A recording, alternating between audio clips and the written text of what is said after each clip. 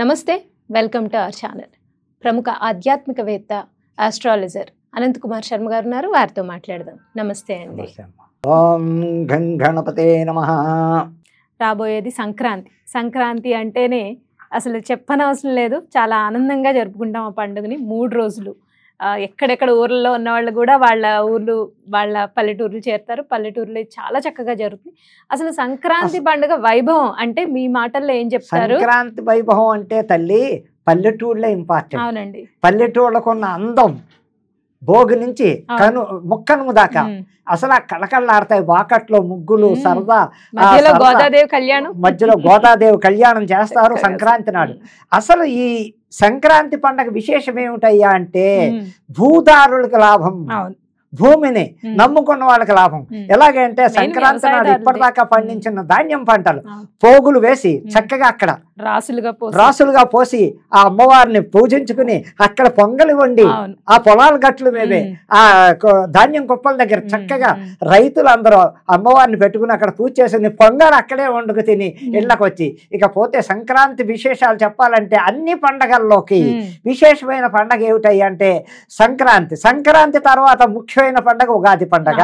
దీనికి ఇంటి నిండా పిల్లలు, మనవలు, కూతుళ్ళు, అల్లుళ్ళు, కొడుకులు, కోడళ్లతో చక్కగా ఓళ్ళంపట ఉద్యోగస్తులు ఎంత పెద్ద పదవిలో ఉన్నవాడు కూడా అయ్యో మన ఊరు వెళ్ళాలి, అమ్మా నాన్నల దగ్గరికి వెళ్ళాలి. సిటీస్ ఖాళీ అయిపోతే పల్లెటూర్లు మొత్తం జనాలతో అసలు చెప్పాలంటే రేపు 10వ తారీఖు నుంచే 18వ తారీఖు దాకా హైదరాబాద్ సిటీ మొత్తం ఏ సిటీ అయినా సరే, మెగా సిటీలు బెంగళూరు, చెన్నై ఏదైనా అందరూ పల్లెటూళ్ళు కలిపి. అందులో గోదావరి జిల్లాలో ఇంపార్టెంట్ ఏంటంటే ఆంధ్ర రాష్ట్రంలో జరుగుతున్న సంక్రాంతి పండుగ ఏ రాష్ట్రంలోనూ చెయ్యలేరు. ఆ అందం మనవలతో, తాతలతో, సరదాగా అమ్మమ్మలతో, పిన్నులతో, తల్లిదండ్రులతో, అక్క చెల్లెళ్ళతో, బావలతో, మరుదులతో ఈ సంక్రాంతి పండగ ఉత్సవాలు చేస్తుంటే అమ్మా అసలు ఆ కనుమ పండుగ మళ్ళీ ఎప్పుడొచ్చేస్తుందా అనేది అప్పుడే వచ్చేసింది కూడా. ఇంకా కొద్ది రోజులు అప్పుడే అయిపోయింది. ఇంకొక 18 రోజులు ఓడు పడితే సంక్రాంతి పండగ. ఈ సంవత్సరం 13, 14, 15 రోజులు వచ్చింది. 14వ తారీఖు కాదు, 13 భోగి, 14 సంక్రాంతి, 15వ తారీఖు కనుమ పండగ. అమ్మా 3 రోజులు. ఆ 3 రోజులు కూడా ఎంతో పవిత్రంగా అసలు ఇల్లు చూడలేము. ప్రతి ఇల్లు కలకలాడిపోతుంది రంగవల్లితో. ఇంకా పోతే గొబ్బెమ్మలు ఇళ్లలో, వాకట్లో. ఈ ధనుర్మాసం అంతా సంక్రాంతి వెళ్ళేంత పర్యంతం కనుమ పండుగ లాస్ట్ దాకా ఆ వాకల్లో పెద్ద పెద్ద పిండి వంట ఇంకా అడగద్దు, ఇంట్లోనే చేసుకుంటారు. ఎవరు కొంటారు ఇంట్లో చక్కగా ఇంట్లో రకరకాల పిండి వంటలు, కజ్జికాయలని, చక్కగా స్వీట్లు, లడ్డు ఉండాలని, సున్ను ఉండాలని, మిక్చర్లని, జంతికలని, అరిసెలని ప్రతిదీ వంట పొయ్యిల దగ్గర వారం ముందు నుంచే అల్లులుగా పిండి వంటల కోసం వెళ్ళాలి వీళ్ళు తినడానికి. ఇంకో ప్రసిద్ధి ఆంధ్రలో ఈస్ట్ వెస్ట్ గోదావరిలో అసలు సంక్రాంతి అంటే చూడాలంటే కనుమ పండుగ ఆ 2 జిల్లాలే. ఆ 2 జిల్లాల్లో వేడుకలు ఏమిటయ్యా అంటే కోడి పందాలు.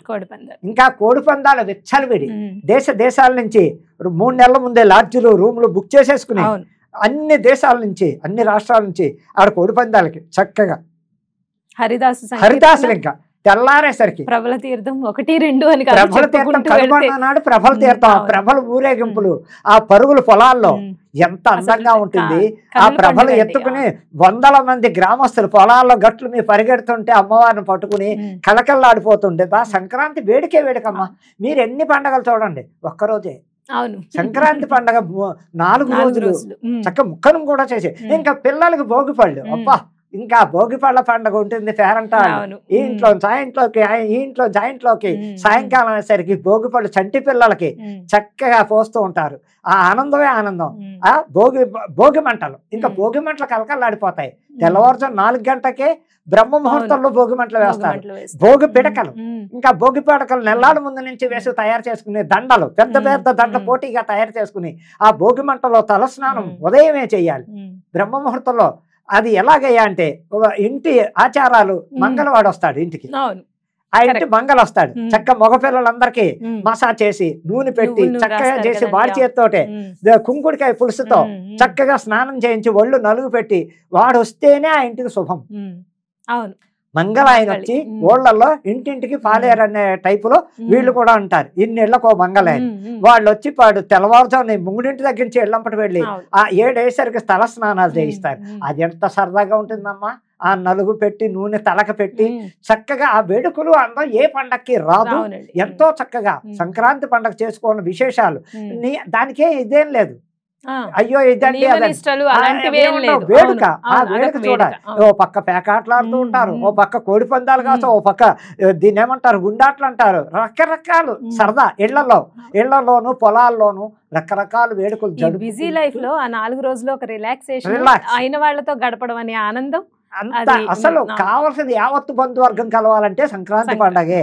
ఏ మూలన్నా ఏ పండక్కి రాకపోయినా సంక్రాంతి బొర్ల పెట్టి 2 నెలల ముందే టికెట్లు బుక్ చేసేసుకుని 3 నెలలు కూడా బుక్ అయిపోవడం. ఫ్లైట్లు, ట్రైన్లు, బస్సులు, సొంత కార్లు, ఇంకా ప్రయాణాలు అయిపోయి ఎలాగైనా 12 కల్లా మనం మన ఊరు వెళ్ళిపోవాలి.